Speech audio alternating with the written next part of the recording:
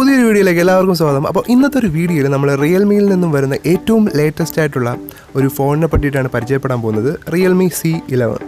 അപ്പോൾ ഈ ഒരു ഫോണ് ഏകദേശം ഒരു 5000 മുതൽ 7000 രൂപ വരെയുള്ള ഒരു ബഡ്ജറ്റിലായിരിക്കും ഇന്ത്യയിൽ ലോഞ്ച് ചെയ്യാൻ സാധ്യതയുള്ളത്. അപ്പം ഈ ഒരു ഫോണിൻ്റെ സ്പെസിഫിക്കേഷൻസിലും കാര്യങ്ങളോട്ടും കിടക്കാം.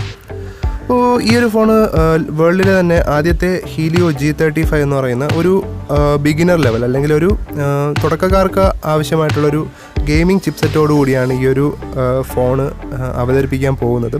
ഈ ഒരു ലോഞ്ച് തീരുമാനിച്ചിരിക്കുന്നത് ജൂലൈ 30-ാം തീയതിയാണ്. ആദ്യം ലോഞ്ച് ചെയ്യുക മലേഷ്യയിലായിരിക്കും.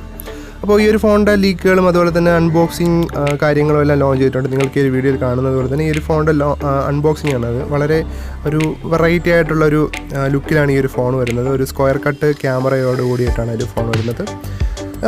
മറ്റ് ഫീച്ചേഴ്സ് നോക്കുമ്പോൾ ഈ ഒരു ഫോണിനകത്ത് വരുന്നത് ഞാൻ നേരത്തെ പറഞ്ഞതുപോലെ പവർഫുള്ളായിട്ടുള്ളൊരു എൻട്രി ലെവൽ ഗെയിമിംഗ് ചിപ്സെറ്റ് ആയിട്ടുള്ള ഹീലിയോ G35 ആണ്. അതുപോലെ തന്നെ ഒരു ഡുവൽ ക്യാമറ സെറ്റപ്പാണ് ഈ ഒരു ഫോണിനകത്ത് വരുന്നത്. അതുപോലെ തന്നെ ഒരു 5000 mAh ഒരു ബാറ്ററി ബാക്കപ്പും ഈ ഒരു ഫോണിനകത്ത് വരുന്നുണ്ട്. ഇനി ഹീലിയോ G35 പറ്റി പറയുമ്പോൾ മീഡിയ ടെക്കിൻ്റെ ഭാഗത്ത് നിന്നും ഒരുപാട് നല്ല ചിപ്സെറ്റുകൾ ഈ കഴിഞ്ഞ കാലങ്ങളിൽ നമുക്ക് കാണാൻ പറ്റിയിട്ടുണ്ട്. അതിൽ അവരൊരു ഗെയിമിംഗ് സീരീസിൽ അവതരിപ്പിക്കുന്ന ചിപ്സെറ്റാണ് ഈ G സീരീസ്. അതിലെ ഏറ്റവും തുടക്കക്കാരനായിട്ടുള്ള ഒരു G35 ആണ് നമുക്ക് ഈ ഒരു ഫോണിനകത്ത് വരുന്നത്. അതുപോലെ തന്നെ ഈ ഒരു ഫോണിൻ്റെ ക്യാമറ സൈഡ് വരുമ്പോൾ ഒരു ഡുവൽ ക്യാമറയാണ്. ഒരു 12+2 MP ആയിട്ടുള്ളൊരു ഡുവൽ ക്യാമറയാണ് ഈ ഒരു ഫോണിനകത്ത് വരുന്നത്. അതുപോലെ തന്നെ ഒരു 5 MP ഒരു ഫ്രണ്ട് ക്യാമറയാണ് ഈ ഒരു ഫോണിനകത്ത് വരുന്നത്. ഈ ഒരു ഫോണിന് ഫിംഗർ പ്രിൻറ്റ്സ് സ്കാനർ ഇല്ല. അതിന് പകരം ഫേസ് അൺലോക്കാണ് ഈ ഒരു ഫോണിൽ സെക്യൂരിറ്റി ഫീച്ചറായിട്ട് വരുന്നത്.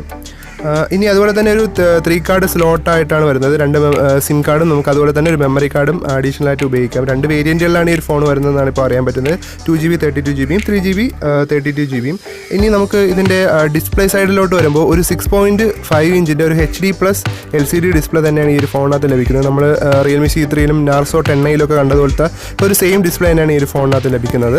ഇനി ഈ ഒരു ഫോണിൻ്റെ ബാറ്ററി സൈഡിലോട്ട് പോകുമ്പോൾ ഒരു 5000 mAh ഒരു മികച്ച ബാറ്ററി ബാക്കപ്പാണ് നമുക്ക് ഈ ഒരു ഫോണിനകത്ത് ലഭിക്കുന്നത്. അതുപോലെ തന്നെ 10 വാട്ടിൻ്റെ ഒരു ഫാസ്റ്റ് ചാർജിങ്ങും അതുപോലെ തന്നെ ഒരു Type-C ചാർജറും നമുക്ക് ഈ ഒരു ഫോണിൻ്റെ കൂടെ ലഭിക്കുന്നുണ്ട്. ഈ ഒരു ഫോൺ ഓൾറെഡി തന്നെ ഇന്ത്യയിലെ BIS വെബ്സൈറ്റിൽ ലിസ്റ്റ് ആയിട്ടുണ്ട്. അപ്പോൾ അതുകൊണ്ട് തന്നെ ഈ ഒരു ഫോൺ ഉറപ്പായിട്ടും ജൂലൈയിൽ തന്നെ ലോഞ്ച് ചെയ്യും എന്ന് നമുക്ക് ഉറപ്പിക്കാം. അപ്പോൾ ഈ ഒരു വീഡിയോ ഇഷ്ടപ്പെട്ടിട്ടുണ്ടെന്ന് വിശ്വസിക്കുന്നു. അതുപോലെ തന്നെ ഈ ഒരു വീഡിയോ ലൈക്ക് ചെയ്യുക, ഷെയർ ചെയ്യുക, അതുപോലെ തന്നെ നമ്മുടെ ചാനലും കൂടെ ഒന്ന് സബ്സ്ക്രൈബ് ചെയ്തേക്കുക. അപ്പോൾ അടുത്ത വീഡിയോ കാണുന്നതായിരിക്കും. Good bye.